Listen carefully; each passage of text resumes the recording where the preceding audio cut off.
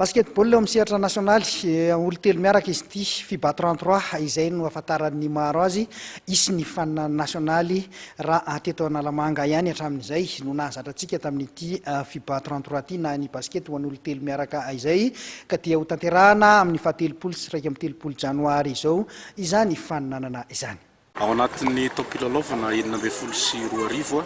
ny hetsika voalohany ofisialy anomboan'ny Fédération Malagasy Basketball ny taom-pilalaovana dia lay fifaninanana nasionaly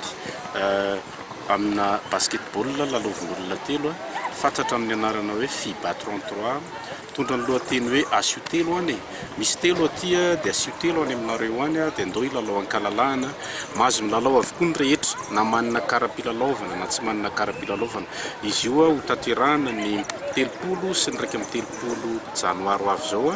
ao amin'ny kianja mitafin'ny Mahamasina andraisana ekipa 20 anjara avy amina ligue paritra maro manerana Madagasikara. Milohan'izay kosa nefany dia misy ny fifaninanana regionaly izay fifanitsanana eny anivon'ny ligue isan-karazany eny ho an'ny Analamanga manokana satria eto dia maro ny mpilalao basket mipetraka sy monina eto dia ny sabotsy 13 sy ny alahady 14 janoary ao amin'ny kianja mitafin'ny Mahamasina ihany no atao io fifanitsanana io ary ny ekipa folo voalohany tafavoaka amin'izany fifanitsanana zany dia miatrika ilay fifaninanana nasionaly ny herininy ny telopolo sy ny raika amin'ny telopolo janoary. Ny ekipa folo manampy azy ireo kosa dia avy any amin'ny ligue paritra miparitaka maneraka ny Madagasikara.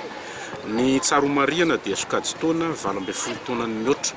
lehilahy zay ireo mandray anjara ireo ho an'ny Analamanga manokana kosa dia misy ny sokajy taona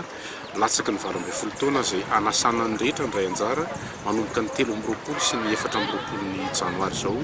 ao amin'ny kianja mitafin'ny Mahamasina.